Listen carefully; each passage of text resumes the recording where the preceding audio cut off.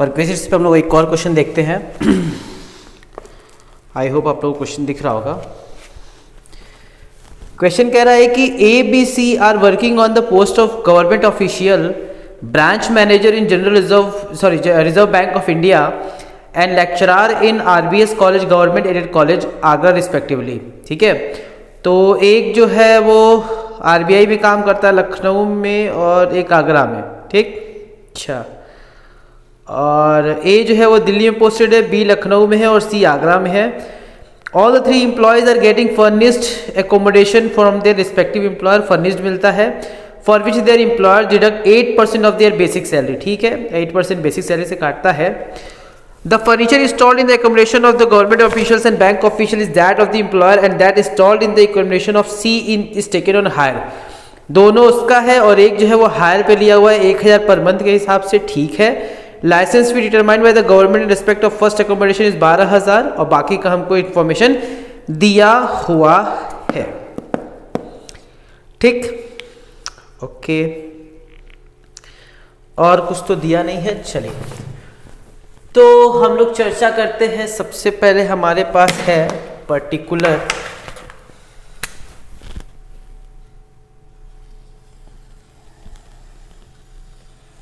ठीक है, इनको हम लोग मान लेते हैं ए, इनको हम लोग मान लेते हैं बी और उनको मान लेते हैं सी। ए बी सी, ठीक है। चलिए, तीनों का इंफॉर्मेशन दिया हुआ है, इनको गवर्नमेंट क्वार्टर मिला है। ठीक है, सबसे पहले बेसिक सैलरी लिख लेते हैं। तो बेसिक सैलरी है इनकी 1,20,000 है, 1,32,000 और 1,44,000। 1,20,000, 1,32,000 और 1,44,000। ठीक है, डीएनएस अलावेंस दिया हुआ है और डीएनएस अलावेंस दिया हुआ है 12,000, 12,000, 57,600, 12,000, 12,000, 57,600। ठीक है, ये हो गया आपका डीएनएस अलावेंस। DNS allowance. फिर है आपका बोनस और children education allowance, education allowance, और है आपका कंपनसेटरी अलावेंस, सीटी, कंपनसेटरी अलावेंस। ठीक है, बोनस है आपका 3 मंथ का बेसिक पे, 3 मंथ का बेसिक पे, 3 मंथ का बेसिक पे, यानी कि ये है आपका 1,20,000 रुपये सालाना, तो 10,000 पर मंथ हो गया। 10 × 3 यानी कि ये हो जाएगा 30,000 और ये भी 30,000 3 महीने का। ठीक है, क्योंकि 1 महीने का हो गया, ये 10 नहीं, 30 नहीं, 1,32 को जब डिवाइड करेंगे तो ये जगह 11,000, तो ये हो जाएगा तुम्हारा 33,000। 11,000 × 3 और इसको नहीं मिला है। एजुकेशन अलावेंस की बात कर लेते हैं। तो एजुकेशन अलावेंस जो है, एजुकेशन अलावेंस दिया हुआ है 6,000, 10,200, तो यहाँ पे है 6,000 और 10,200। ठीक है, इसमें से लेस कर देंगे एग्जेम्पशन, लेस एग्जेम्पशन, जो भी एग्जेम्पशन होगा वर्किंग कर लेंगे इसकी। ठीक, then we have city compensatory allowance, city compensatory allowance. City compensatory allowance है 6,000 और 6,000, तो ये है आपके पास 6,000 एंड 6,000। ठीक है, फेयर रेंट दिया हुआ है और वार्डनशिप अलाउंस दिया हुआ है। ठीक है, वार्डनशिप अलाउंस, वार्डनशिप अलाउंस। फेयर रेंट का क्या हम लोग करेंगे, अभी चर्चा करते हैं, वो हमारी सैलरी का पार्ट नहीं बनता इसलिए छोड़ देते हैं। वार्डनशिप अलाउंस है सिर्फ एक का 4800, इसमें नहीं है और इसमें है 4800। ठीक है, चलिए calculate the value of residential facility in all the 3 cases. Okay, कह रहा है कि ए जो है वो दिल्ली में है, बी है लखनऊ में, see all the 3 employees are getting furnished accommodation from the respective employees. ठीक है, for which the employers deduct 8%। सभी को फर्निश्ड घर दिया गया है और जिसके लिए 8% का वो रेंट लेता है सबसे, सैलरी का। ठीक है, the furnished installed in the accommodation of government officials and bank official is that of the employer and that installed in the accommodation of C is taken on hire. इन दोनों का उसका खुद का है और एक जो उसने हायर पे लिया हुआ है। Licence fee determined by the government respect of first accommodation is 12,000 per annum. Okay, पहला वाला गवर्नमेंट ऑफिशियल निकल गया और बाकी दोनों जो है उसको कंपनी ने लिया हुआ है, यानी कि कंपनी ने रेंट पे नहीं लिया है। फिर मैं बता रहा हूं फेयर रेंट दिया हुआ है। Fair rent does not mean that the company has paid such rent. Fair rent जो दिया हुआ है आपको हर केसेस में, वो is not that rent which the company has paid to anyone. ठीक, इन सारे ही केस में फिर मैं बता रहा हूं, जब तक रेंट पेड नहीं साफ साफ दिया होगा तब तक हम उसको रेंट पे नहीं मानेंगे। यानी कि इस केस में भी घर जो है वो किसका है, कंपनी का ही है। और क्यों कंपनी का मान रहे हैं, क्योंकि रेंट पेड नहीं दिया है बल्कि हमें फेयर रेंट दिया हुआ है। ठीक है, तो हमारे पास जब फेयर रेंट दिया हुआ है तो छोड़ देते हैं। जब सारा ही केस में कंपनी का घर है, यानी कि कंपनी का घर है, तो उसमें पॉपुलेशन देखते हैं। पॉपुलेशन की अगर हम बात करें तो ये है तुम्हारा दिल्ली, ये है लखनऊ और ये है तुम्हारा आगरा। ठीक, इसका तो हम लोग जब आरएफए निकालेंगे, इसका जब हम आरएफए निकालेंगे तो ये तो जो गवर्नमेंट डिसाइड करेगी, तो गवर्नमेंट ने 12,000 फिक्स किया है, तो 12,000 क्या हो जाएगा इसका आरएफए। Okay, yes sir. और इसके बाद से कह रहा है कि इन लोग का निकालना मुझे पड़ेगा, तो पॉपुलेशन के हिसाब से होगा। तो पॉपुलेशन के हिसाब से अगर मैं बात करूं तो ये होगा 10% ऑफ सैलरी और ये भी होगा 10% ऑफ सैलरी। 10% होगा सैलरी, तो हमको निकालना होगा यहां पे मीनिंग ऑफ सैलरी। तो हम एक काम करते हैं, यहां पे हम लोग निकाल देंगे टैक्सेबल सैलरी। ठीक है,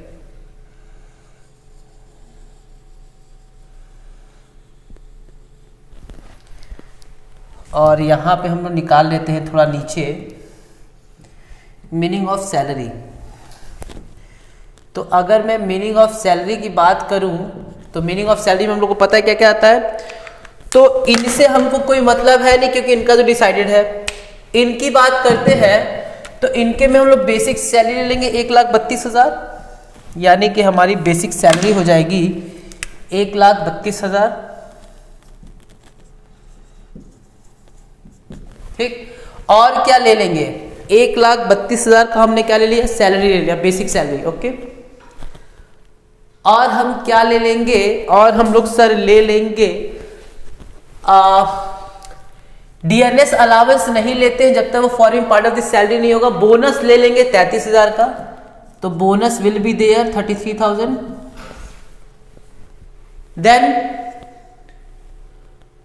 और हम क्या ले लेंगे, और हमारे पास एजुकेशन अलाउंस है 10,200 होता है, लेकिन हमें पता है कि 100 पर मंथ फॉर 2 चाइल्ड माफ होता है, यानी कि 2400 माइनस कर देंगे तो ये हमारे पास आ जाएगा 7800। कितना आ जाएगा? 7800। तो यहां पे हम लिख देंगे 72। ठीक है। और हमारे पास क्या है? कंपनसेटरी अलाउंस है 6000, तो हम लोग कंपनसेटरी अलाउंस भी ऐड कर देंगे। ठीक है। वार्डनशिप अलाउंस है नहीं तो उसको क्या कर देंगे? छोड़ देंगे, यानी कि हमारा मीनिंग ऑफ सैलरी इतना निकल जाएगा। 132.3, 135 और 165, 165 और 10, 165 और 7, 172, 172, 800, यानी कि 172, 800 विल बी आवर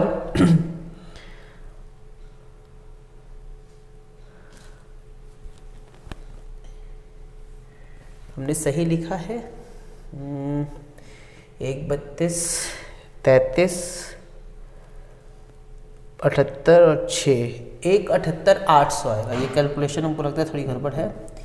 178,800, 178,800 ये आ गया, तो हम लोग यहाँ पे लिख देंगे 178,800, यानी कि 10% ऑफ सैलरी का मतलब हो जाएगा 10% ऑफ 178,800, यानी कि 17,880। ठीक है। Okay sir. इसी तरीके से इनके भी मीनिंग ऑफ सैलरी की बात कर लेते हैं। इनके में हमारे पास 1,44,000 है, 1,44,000 प्लस और क्या? प्लस 4800 का ये, क्योंकि डीए लेते नहीं है, तो ये हो जाएगा 1,48,800 और 1,48,800 का जब हम निकालेंगे 10% तो ये आ जाएगा 14,880। डन। इतना हम लोगों ने आरएफए निकाल दिया। इट मीन्स कि वी हैव आरएफए 12,000, ठीक, 17,880 और 14,880। फिर कह रहा है कि इन्होंने फर्नीचर भी इस्तेमाल किया है और फर्नीचर के लिए कह रहा है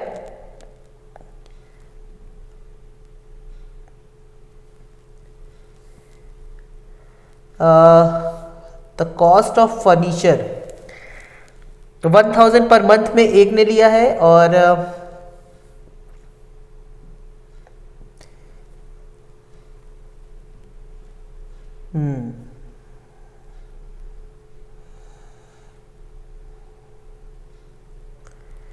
कॉस्ट ऑफ फर्नीचर 1 लाख है और 1,40,000। ओके, तो कॉस्ट ऑफ फर्नीचर हमारे पास है 1 लाख और 1,40,000, आप लोग को दिख रहा होगा।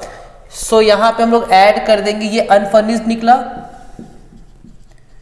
अनफर्निश्ड। अब हम लोग ऐड करेंगे फर्नीचर, कॉस्ट ऑफ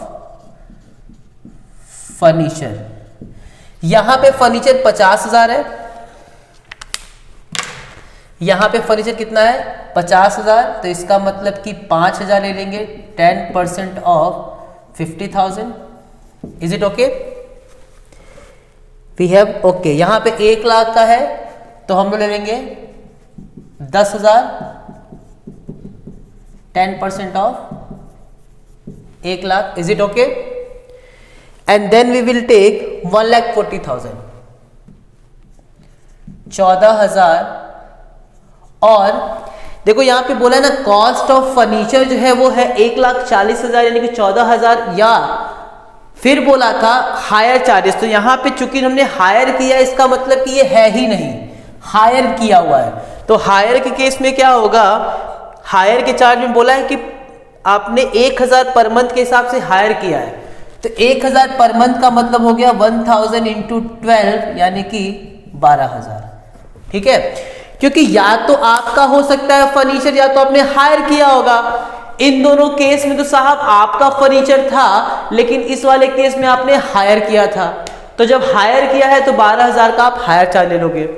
जैसे ही हम इसको ऐड करेंगे आ जाएगा हमारा ये आ जाएगा हमारा value of furnished house, value of furnished accommodation. फटाफट ऐड कर लेंगे 12 और 5, इसको पहले हम लोग कैंसिल भी कर देते हैं।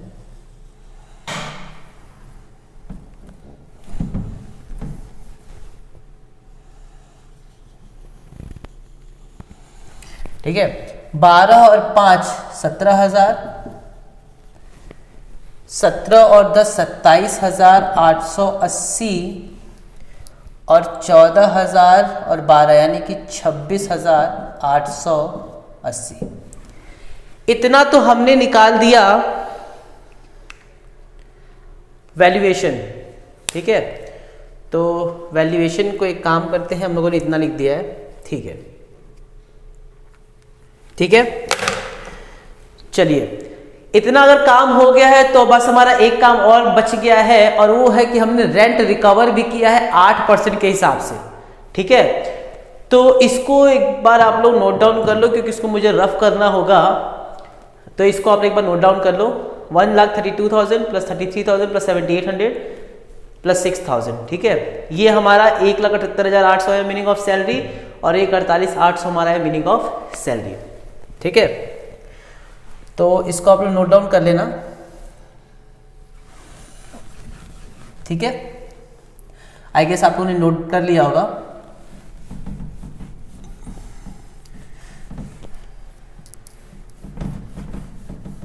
चलिए, अब एक लास्ट बस चीज बच गया है कि हमसे कहा है क्वेश्चन में कि साहब आपने रेंट रिकवर किया है। रेंट क्या किया है? रिकवर किया है। तो रेंट हमने रिकवर किया है, तो जो रेंट रिकवर करते उसको माइनस करते हैं।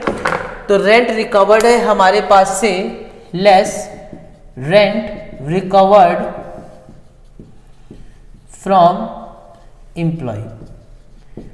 और रेंट जो हमने रिकवर किया है वो किया है 8% ऑफ बेसिक सैलरी। याद रखिएगा 8% ऑफ बेसिक सैलरी। तो 1,20,000 का 8% हम लोग निकाल देंगे,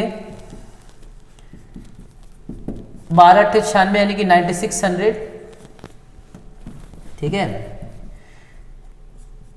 1,20,000 का 8%, क्योंकि उसने बोला है बेसिक सैलरी का। ठीक है, इसी तरीके से 1,32,000 का हम 8% निकाल देंगे, 1,32,000 इंटू 8%, तो ये आ जाएगा तुम्हारा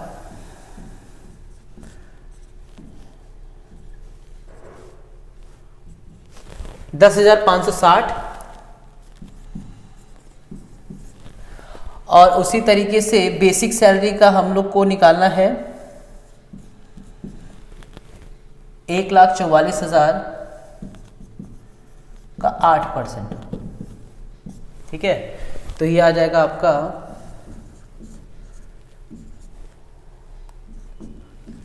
11,520। 11,520। ठीक है, तो जो रेंट रिकवर होता है वो रेंट रिकवर हम माइनस करते हैं, हमको पता ही है। तो हम रेंट रिकवर भी क्या कर देंगे? माइनस कर देंगे।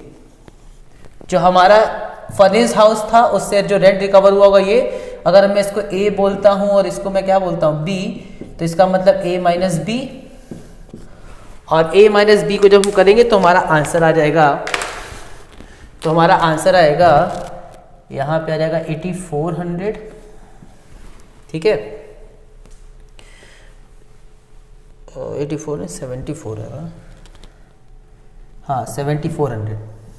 ठीक है, यहाँ पे आ जाएगा आपका 0, 2, 3, 7, 1, 17,320। और यहाँ पे आ जाएगा आपका 0, 6, 3, 5, 1, 15,360।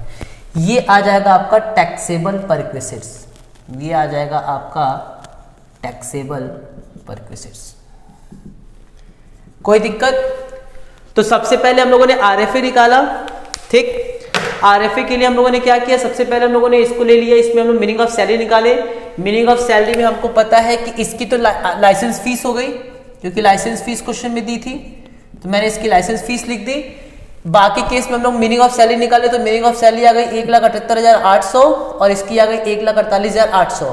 1,78,800 कैसे आया, ये ले लेंगे हम लोग basic salary plus bonus plus education allowance plus city compulsory allowance, इसको ऐड करने पे इतना आ गया।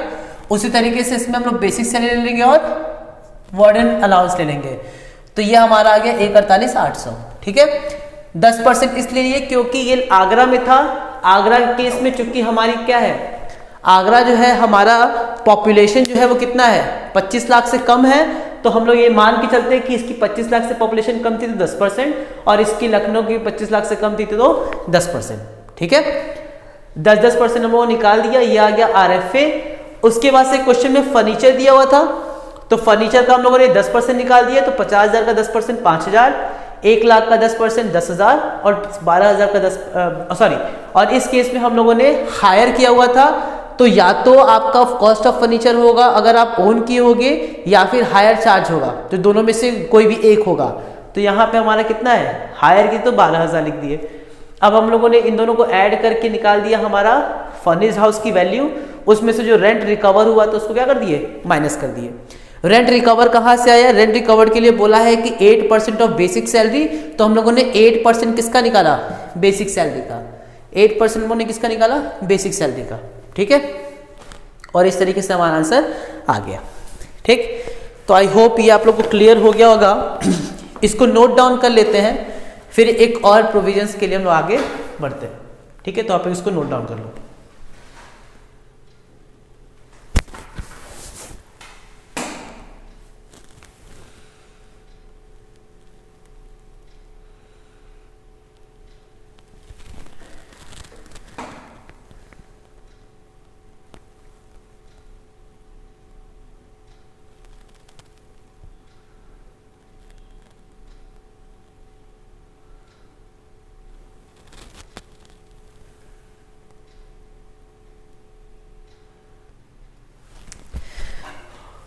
ओके, एक छोटा सा और प्रोविजन रह गया है, रेंट फ्री एकोमोडेशन के बाद ही है ये, और ये है आपका होटल एकोमोडेशन। बहुत ही छोटा प्रोविजन है। ठीक है, इसको आप नोट डाउन कर लो, फिर हम लोग इसको देख लेते हैं। ठीक है, तो बहुत ही छोटा प्रोविजन है, इसमें कुछ भी नहीं है। अगर हम लोग को रेंट फ्री एकोमोडेशन आ गया है तो इसमें कुछ भी दिक्कत नहीं होनी चाहिए। ठीक है, बहुत ही आसान है, इसमें कुछ भी नहीं है। ये आपका होगा वैल्यू ऑफ अनफर्निश्ड। ठीक है, ये जो भी आएगा ये आपका आएगा अनफर्निश्ड, और उसके बाद से बाकी प्रोसीजर सेम ही है। ठीक है, अनफर्निश्ड के बाद से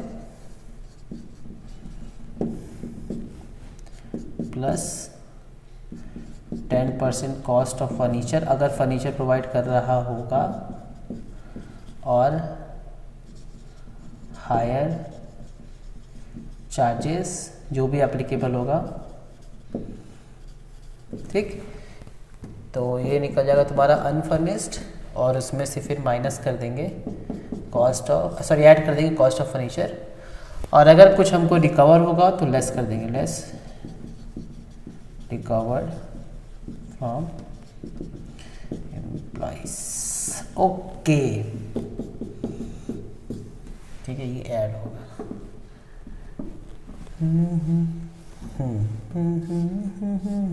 ठीक, ओके, खत्म। इसको आप लोग नोट डाउन करें। चलिए, इसको आराम से नोट डाउन कर लेना। ठीक है, वीडियो पॉज करके एकदम आराम से। और ये प्रोविजन है आपका एकोमोडेशन इन होटल। अब ये समझ लो क्या होता है, कभी कभी क्या होता है, हम अपने एम्प्लॉय को भेजते हैं, हम अपने एम्प्लॉय को भेजते हैं बाहर जाओ होटल में रहो। ठीक, तो होटल में अगर वो रहता है तो उसको कहते हैं कि तुम्हारा सारा खर्चा मेरा, यानी कि होटल में तुम जितने दिन रहोगे, जितना भी खाओगे पियोगे जो भी करोगे, वो सारा का सारा खर्चा मेरा। तो अगर एम्प्लॉय का सारा खर्चा एम्प्लॉयर बियर कर रहा है, इसका मतलब कि ये है परक्विसिट्स। हाँ सर परक्विजिट है। क्यों? क्योंकि एडिशन टू सैलरी मिल रहा है, बेनिफिट मिल रहा है। ओके, तो उस केस में प्रोविजन ये बनाया गया है कि अगर तुम 15 दिन तक या 15 दिन से कम रहते हो, अगर इंप्लॉय जो है वो 15 दिन तक या 15 दिन से कम रहता है किसी होटल में इन एग्रीगेट, ये बड़ा इंपॉर्टेंट वर्ड है, इन एग्रीगेट, यानी कि पूरे साल भर में, पूरे साल भर का मिला करके अगर 15 दिन से तुम कम रहते हो या 15 दिन तक रहते हो किसी होटल में, तो उसका जितना भी बेनिफिट होगा या जितना भी परक्विजिट्स होगा वो टैक्सेबल नहीं होगा। आसान है। यानी कि सर आप कहना चाहते हैं कि मैं हर महीने रहता हूं 4 दिन, तो हर महीने तुम 4 दिन रहते हो, ठीक है, लेकिन तुमने साल भर में कितने रह गए? 12 इंटू 4 यानी कि 48 डेज। जब 48 डेज रह गए इसका मतलब कि वो 15 दिन से क्या है? ज्यादा है। सर अगर मैं हर क्वार्टर में 2-2 दिन रहता हूं, तो मैंने कहा एक साल में होता है 4 क्वार्टर और एक क्वार्टर में तुम 2 दिन के लिए जाते हो, यानी कि 4 इंटू 2 कितना हो गया? 8 दिन। 8 दिन पूरा मिलाकर के तुम रहे हो साल भर में, इसका मतलब कि 15 दिन से कम है, तो ये हो जाएगा नॉन टैक्सेबल। यानी कि सर आप कहना चाहते हैं कि ये 15 दिन लगातार जरूरी नहीं है, रुक रुक के भी रह सकते हो, लेकिन साल भर में 15 दिन से कम अगर है या 15 दिन है तो वो हो जाएगा नॉन टैक्सेबल। यानी कि जितना भी हम आपको परक्विजिट देंगे वो इंप्लॉय के हाथ में टैक्सेबल नहीं होगा। सर अगर मान लीजिए हम हर क्वार्टर में 4-4 दिन रहते हैं, तो मैंने कहा वेरी गुड, एक साल में होता है 4 क्वार्टर, एक क्वार्टर में तुम रहते हो एक साल में रहता है 4 क्वार्टर और हर क्वार्टर में तुम 4 दिन के लिए रहते हो, यानी कि 4 इंटू 4 हो गया 16 डेज। ओ माय गॉड, यहीं पे तुम गलती कर दिए बेटा, 16 दिन रह गए, तो 16 दिन का मतलब हो गया कि जितना भी परक्विजिट होगा वो हो जाएगा टैक्सेबल। ओके, किसके हिसाब से लगेगा? सीधे बोला गया 24% ऑफ सैलरी, सीधे बोला गया कि 24% के हिसाब से हम उसको क्या कर देंगे? टैक्सेबल कर देंगे। सोचना ओचना है ही नहीं कुछ भी, ठीक। अच्छा, 24% ऑफ सैलरी और actual charges which ever is less, ये इंपॉर्टेंट वर्ड याद रखना, ठीक है। 24% ऑफ सैलरी या फिर जो खर्चा इंप्लॉयर दे रहा है होटल वाले को, इन दोनों में से जो भी कम होगा वो टैक्सेबल हो जाएगा। कितना अच्छा प्रोविजन है। 24% ऑफ सैलरी और actual charges paid by the employer to the hotel whichever is less. Okay, जब दोनों में से जो कम होगा वो हमने ले लिया। सर सैलरी का मतलब क्या होगा? सैलरी का मतलब डिट्टो कॉपी पेस्ट जो हमने रेंट फ्री अकोमोडेशन में पढ़ा था। सर हम लोगों ने रेंट फ्री अकोमोडेशन में क्या पढ़ा था? सर हम लोगों ने पढ़ा था basic salary plus DA retirement benefit वाला plus bonus fees commission plus all taxable allowances और अदर मॉनेटरी इमोल्यूमेंट्स या पेमेंट्स, ये सब हो जाएगा उसमें। किसको छोड़ देंगे? सर छोड़ देंगे हम लोग परक्विजिट्स को छोड़ देंगे और छोड़ देंगे हम लोग कंट्रीब्यूशन टू पीएफ को। ओके, यानी कि same as rent free accommodation. Salary निकल गया, सैलरी का 24% निकाल लो, एक्चुअल चार्जेस दे दो, विच एवर इज लेस, काम खत्म। ओके, ये निकला अनफर्निश्ड। अनफर्निश्ड के बाद से सर अगर फर्नीचर मैंने दिया होगा, अगर मैंने होटल में कहा होगा चल बेटा ये फर्नीचर ले लो, ये फर्नीचर अगर मैंने प्रोवाइड किया होगा, होटल वाले ने नहीं, अगर मैंने फर्नीचर प्रोवाइड कर दिया होगा तो वो भी हमारा उसका चार्ज हो जाएगा। उसमें से हम रिकवर, अगर हमसे कुछ होगा तो उसको क्या कर देंगे? माइनस कर देंगे। जो भी हमको रेंट रिकवर हुआ होगा उसको माइनस कर देंगे, हमारा निकल जाएगा होटल एकोमोडेशन का पैसा। ठीक, एक छोटी सी बात हम लोग को यहां ध्यान देने वाली बात है, ये 15 दिन नॉर्मल केस में होगा, लेकिन अगर उस व्यक्ति का ट्रांसफर हो रहा होगा, अगर उस व्यक्ति का ट्रांसफर हो रहा होगा एक जगह से दूसरे जगह, और तब अगर वो होटल में रह रहा है, तो फिर ये 15 दिन वाला हिसाब किताब नहीं होगा, वो पूरा का पूरा बेनिफिट हो जाएगा माफ। कहानी खत्म हो गई। 15 दिन वाला हिसाब किताब हम कब नहीं लगाएंगे? जब वो ट्रांसफर हो रहा होगा तब। ओके, मेरे ख्याल से अब कहानी में कुछ भी ऐसा नहीं है जो बताएं लायक है। ठीक, इस पे न्यूमेरिकल क्वेश्चन भी देख लेंगे हम लोग, प्रैक्टिस कर लेंगे। वैसे तो ऐसा कुछ इतना इंपॉर्टेंट नहीं है, इसके प्रोविजंस बहुत इंपॉर्टेंट थे। ठीक है, आई गेस अब कोई दिक्कत नहीं होगा। सो यहां तक का हमारा प्रोविजंस हो गया है खत्म।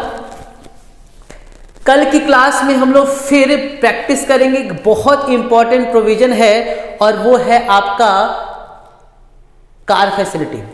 ठीक है, कार फैसिलिटी जो बड़े बड़े प्रोविजंस है उसको हम लोग पहले खुद खत्म करते हैं, या कार फैसिलिटी से पहले हम लोग एक यूज ऑफ और ट्रांसफर ऑफ मूवेबल एसेट खत्म कर देते हैं, उसके बाद से हम लोग आगे बढ़ेंगे। ठीक है, तो आप लोग इसको प्रॉपर तरीके से नोट डाउन कर लेना। नेक्स्ट क्लास में हम लोग बढ़ेंगे तो यूज ऑफ मूवेबल एसेट और ट्रांसफर ऑफ मूवेबल एसेट के साथ बढ़ेंगे। ठीक है, तब तक के लिए बाय बाय, टेक केयर और जय हिंद।